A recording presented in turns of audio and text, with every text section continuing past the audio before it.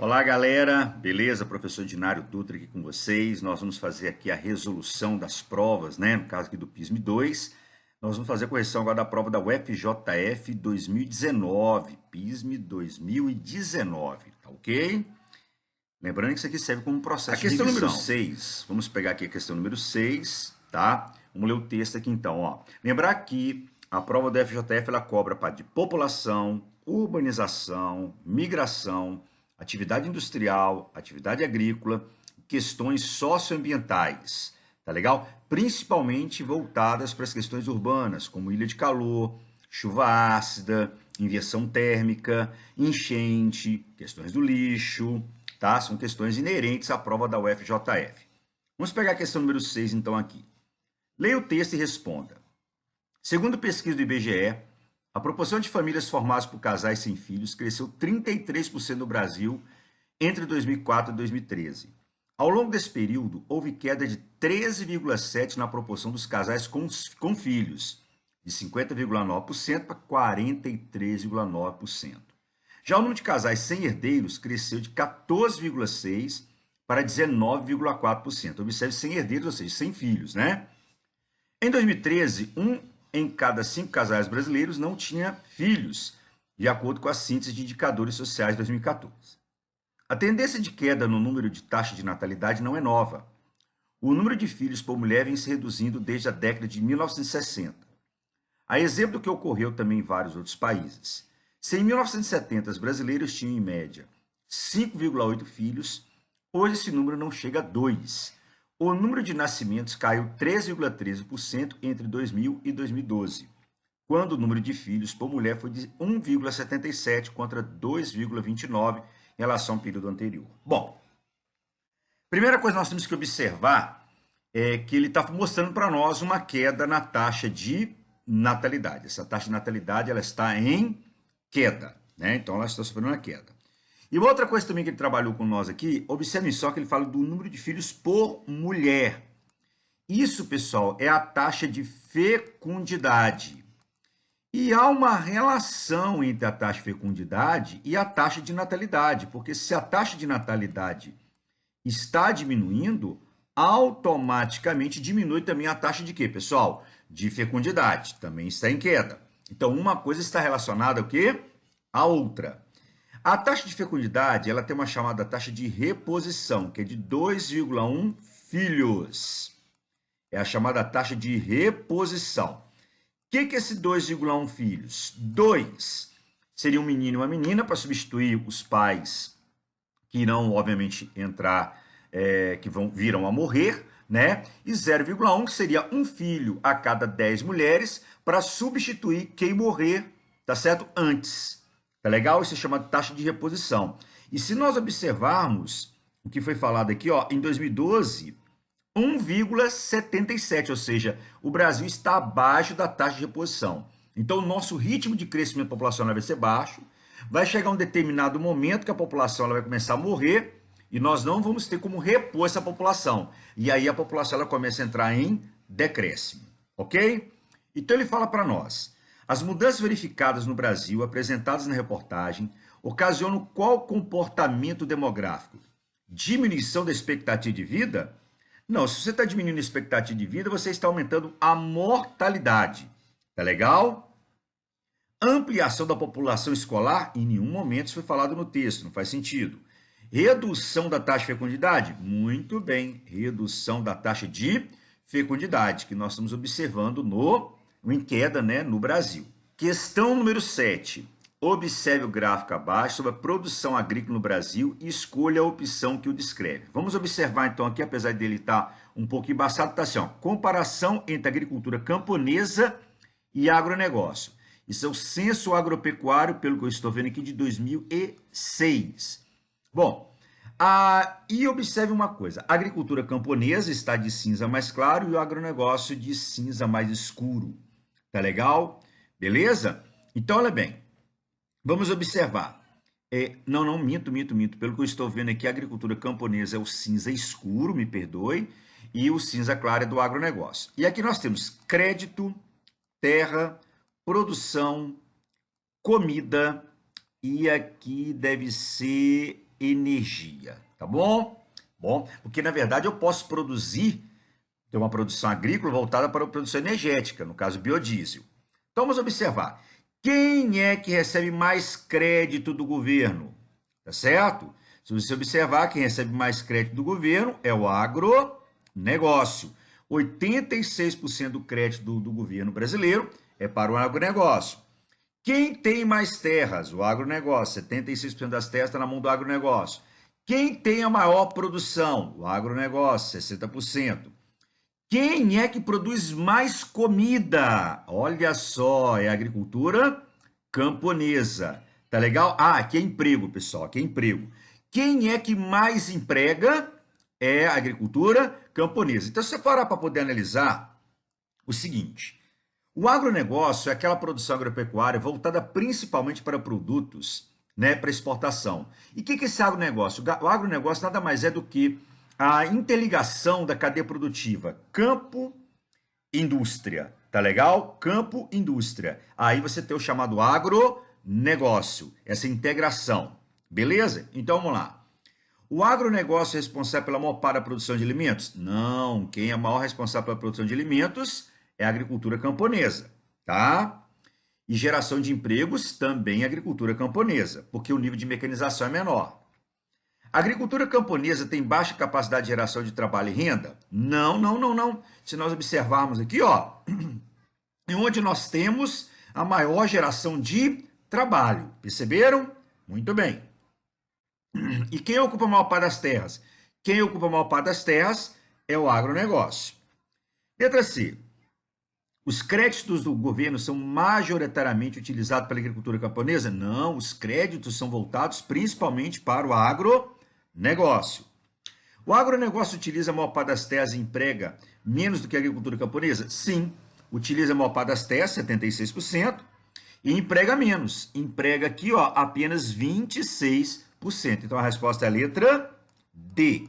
Ok, pessoal? Uma questãozinha fácil, bastava analisar o gráfico. A resposta estava dos próprios, né? Estava no próprio gráfico aqui para vocês, tá? Vamos pegar a questão 8. Então, você vê que a primeira questão foi de população, a segunda questão foi de atividade agrícola.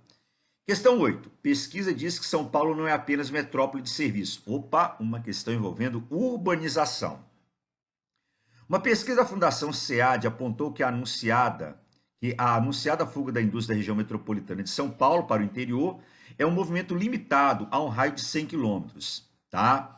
O interior, ele colocou entre aspas, no caso, é uma mancha geográfica extremada pelas regiões de Campinas, São José dos Campos, Sorocaba e Baixada Santista. Gente, se você observar, isso foi possível, esse deslocamento das indústrias de São Paulo para essas cidades nesse raio de 100 quilômetros, é porque São Paulo possui uma excelente infraestrutura de transporte e de comunicação, ok?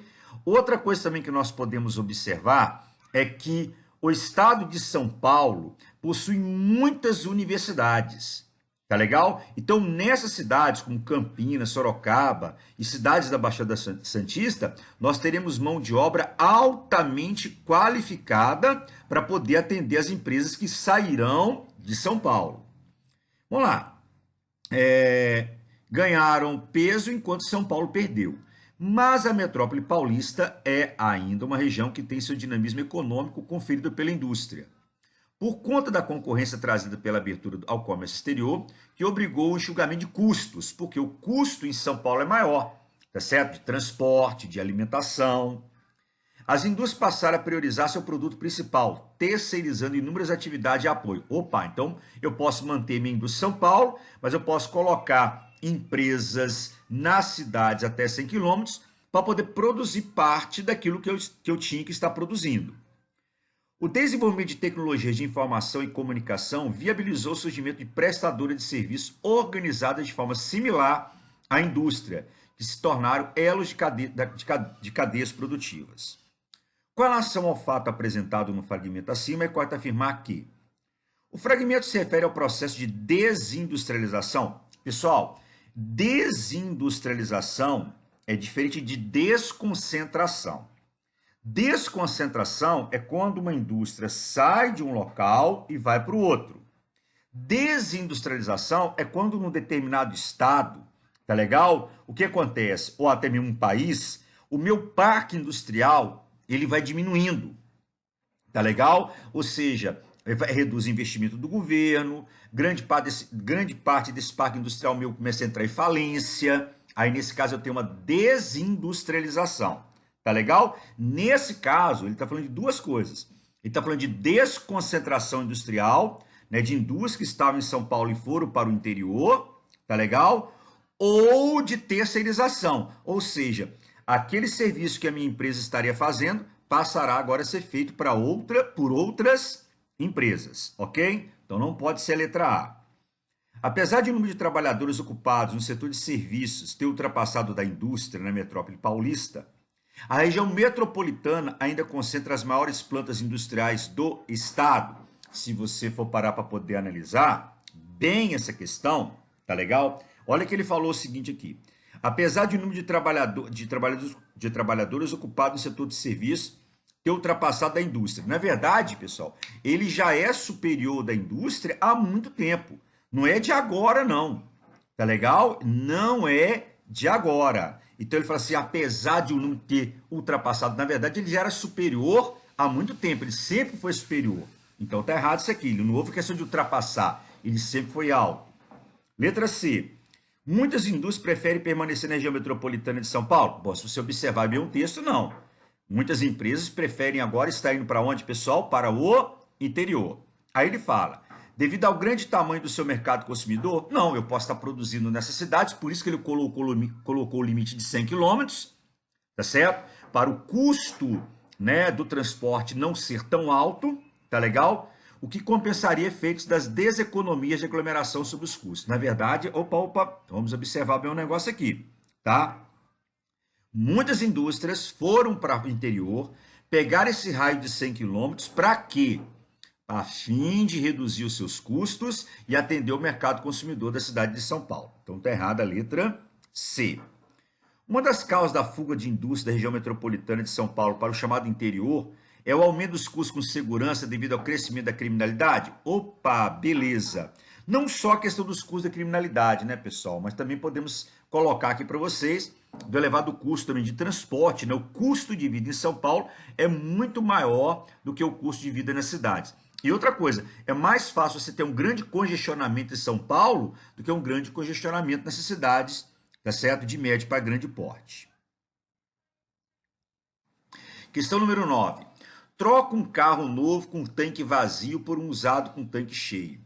E um amigo troca um rim por um litro de gasolina. E outro troca a sogra por um litro de gasolina. E pode ficar com a gasolina. Ha, ha, ha, ha. Ô Meirelles, aumenta a gasolina porque a gente não tem posto. Só levado. Ha, ha, ha, ha. E o chargista Brum. Saudade de entrar num posto e gritar, completa. Vamos na banguela. Ha, ha, ha, ha, ha. Em 19 de maio de 2018, entrou em vigor o 5º reajuste diário consecutivo do diesel. A Petrobras elevou os preços desse combustível em 0,80% e os da gasolina em 1,34% das refinarias. Como consequência, 2 dias depois, os caminhoneiros e as transportadoras paralisaram a circulação de cargas no país, movimento que durou 10 dias, sendo classificado por alguns como greve e por outros como lockout. Os impactos foram atrozes para a economia do país, bem como para toda a população que vivenciou desabastecimento de combustíveis e alimentos, a paralisação de aeroportos, dentre outros problemas. Em 1997, pessoal, nós tivemos uma greve de caminhoneiros cujo slogan era sem caminhão o Brasil para. Isso é para mostrar a dependência que nós temos em relação ao modal rodoviário. Né? Nós temos uma dependência em relação ao modal rodoviário. E essa dependência em relação ao modal rodoviário deve-se a 1956, quando o governo JK priorizou o transporte rodoviário no Brasil ao trazer a indústria automobilística para o nosso país. O problema é que ele priorizou um transporte que é indicado para pequenas distâncias, lembrando que o Brasil é um país de dimensões continentais. Sobre a greve dos caminhoneiros de 2018 no Brasil, pode-se afirmar que foi motivada pela insatisfação do setor de transporte no que tange a dependência do país em relação ao modal rodoviário desde os anos de 1950. Olha bem, se nós observarmos bem isso aqui, foi motivada pela insatisfação do transporte do setor de transporte rodoviário, né? No que tange a dependência do país em relação ao modal rodoviário desde os anos de 1950. Bom, dependência nós temos, insatisfação eles tinham, tá certo? Beleza? Só que tem um detalhezinho aqui muito importante que a gente tem que responder de acordo com o que está no texto. Tá legal? Beleza? E no texto ele está falando para nós aqui, pessoal, da questão do combustível. Do combustível, ele está falando do reajuste. Tá certo? Tá certo? A letra A, tá certo, mas observe o texto. O texto está falando para nós a questão do reajuste de combustível. Então a gente tem que analisar bem isso. Evidenciou a necessidade de incremento na frota de veículos de cargas autônomos? Não, não. Ele está falando do aumento do valor do combustível. Desencadeou a política de crédito para o financiamento de caminhões com o objetivo de dinamizar a indústria automobilística? O que adianta o cara comprar o caminhão se o combustível está aumentando constantemente? Tá certo? Foi motivada pela política de maior influência do Estado no controle dos preços de combustíveis? Na verdade, mostra que o Estado não estava tendo esse controle. O Estado estava liberando o que? O preço do combustível de acordo com o aumento do preço do petróleo. Letra E. Foi motivada pela mudança da política de preço da Petrobras, que a partir de 2016 começou a repassar as flutuações das cotações internacionais às refinarias. Exatamente. Ou seja, teve aumento no valor do petróleo, passa o reajuste também para o valor do combustível. Tá bem, pessoal? Uma questão muito difícil, ao meu ver. Ela exigia uma análise muito minuciosa por parte do aluno e lembrar que você tinha que se ater ao texto. Questão 10. Leia o texto abaixo e marque a opção correta. Em análise sobre os anos 1980, Bruno, 2002, menciona o filme O Ovo da Serpente, de 1977, de Ingmar Bergman, obra que associava o momento político da Alemanha nos anos 1920 ao amadurecimento do nazismo. A autora identificava o aumento da violência no campo e a multiplicação dos grupos de defesa da propriedade como sinais que algo estava no ar. 3 décadas após a redemocratização do Brasil, a serpente já se arrasta e o ar da democracia torna-se mais rarefeito. Paradoxalmente, aqueles grupos que se mobilizavam em torno da União Democrática Ruralista, UDR, ganharam força simbólica no Congresso, que é chamada bancada ruralista, né? Se institucionalizaram, principalmente na frente parlamentar da agropecuária, vulgo bancada ruralista, e conseguem nesses espaços institucionais terreno fértil para a redução de direitos sociais. Não só direitos sociais, mas também redução de direitos sociais, mas como também crédito para financiar o agronegócio. Essa frente parlamentar foi decisiva na derrubada da presidente Dilma Rousseff em 2016 e na manutenção desse mesmo ano do presidente Michel Temer no poder. Mais do que isso, diante dos serviços prestados, esses deputados e senadores vêm protagonizando uma pedalada autoritária contra os povos originários e tradicionais do Brasil, por meio da criminalização, que é o caso dos índios, né? Estou falando dos índios aqui. Como nas CPIs da FUNAI e do INCRA, né? A FUNAI, que é a Fundação Nacional do Índio, e o INCRA, que é o Instituto Nacional de Colonização e Reforma Agrária. E da tentativa de eliminação, de apagamento das expressões do campo que não sejam aquelas do agronegócio. A campanha O Agro é Pop, da Rede Globo, elimina a palavra negócio e celebra um modelo que os políticos buscam tornar cada vez mais hegemônico no Congresso. Os modelos camponês e indígenas são invisibilizados. Por quê? Porque, segundo eles, não é produtivo e não gera riqueza para o país. Vamos lá, então. A pergunta aqui, tá certo? Ah, meu Deus do céu, qual seria a pergunta aqui? Tá? Ele quer que nós marquemos a opção correta aqui. A metáfora existente no texto realça o papel da bancada ruralista na defesa de um país pluralista. Não. Ele quer, na verdade, focar apenas na questão do agronegócio e simplesmente acabar com a agricultura camponesa e com os índios que vivem lá do extrativismo, né? A metáfora existente no texto compara a serpente aos movimentos dos povos originários e tradicionais que estancam a expansão territorial do agronegócio. Na verdade, a serpente é o agronegócio, né? A metáfora existente no texto realça a importância do impeachment da ex-presidente Dilma Rousseff para a manutenção e ampliação da pauta social no país. Não, na verdade, não manteve nem ampliou, na verdade, reduziu. A metáfora existente do texto compara o ovo da serpente à institucionalização dos movimentos indígenas? Não, a institucionalização, né, da bancada ruralista, né, do agronegócio.